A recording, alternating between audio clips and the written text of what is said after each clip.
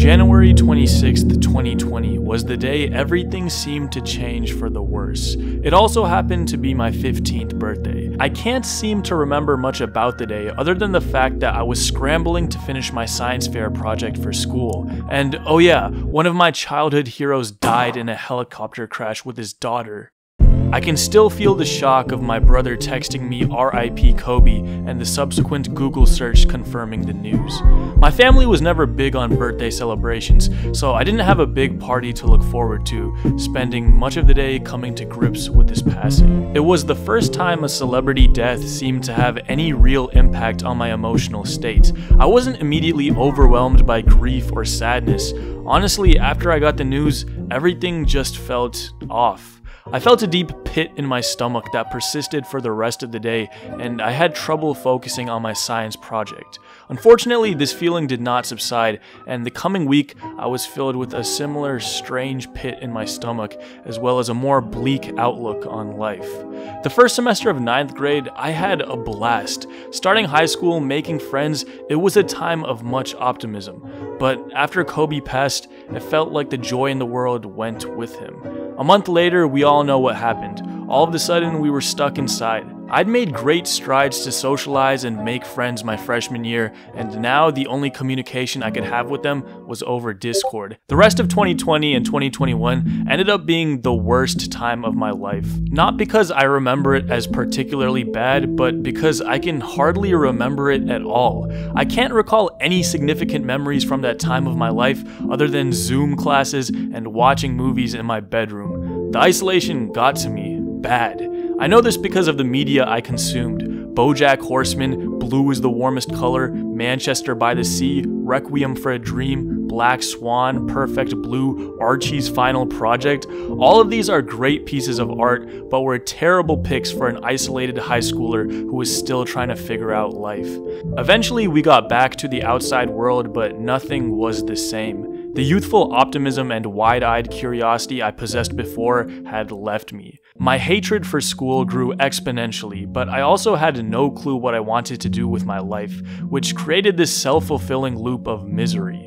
The rest of high school was a slog, a never-ending cycle of tests, essays, and a deep longing for more from life.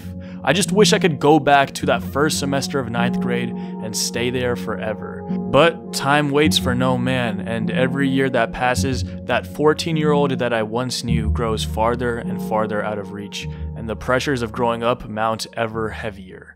I used to make fun of millennials a lot. I would make the same tired jokes about them being the participation trophy generation and how they think they're more special than they actually are. But I no longer make these jokes because at least millennials seem to have purpose. Gen Z, by stark contrast, is clinically meandering, too afraid to publicly care about anything, yet secretly overly concerned with everything. Millennials think they can make a difference. We know that we can't, so we don't even try, unless it's by damaging property or getting engagement on social media.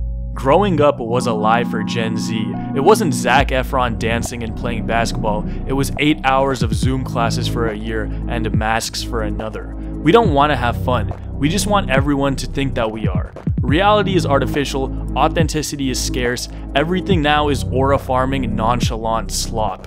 If I talk to a Gen Z woman, 50% of the time I'll be subjected to incoherent word vomit about how all her friends are fake and how she needs to post again. If I talk to a Gen Z guy, 50% of the time it'll turn into a subtle contest to assert dominance and prove that you get more women, make more money, and have more fun than he does. If you try to be interested in something, you're corny and trying too hard. If someone makes you mad, you got rage baited. If you keep up with the news, you get anxious. If you don't keep up with the news, you become isolated. It feels like nothing really matters anymore. Massive events pass by like they're nothing. Time is running at 2 times speed, and adulthood is not what you thought it would be. I feel like we currently occupy an alternate reality and the timeline split, like we're in a Black Mirror episode warning us of the negative effects of a prolonged period of societal isolation.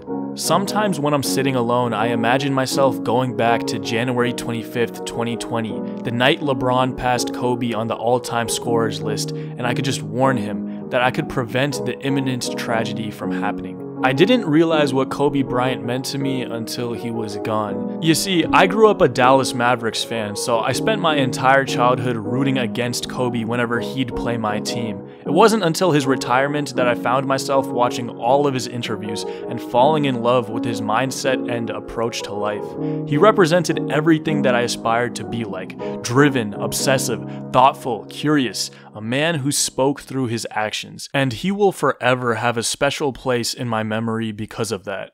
I'm writing this at 2 a.m. because I can't sleep and want to put this restlessness to use, but really I guess this is more so just a message to myself. Maybe the timeline did split. Maybe this is the darkest timeline. Maybe growing up is not what you thought it would be. So what? Make it count while you're here.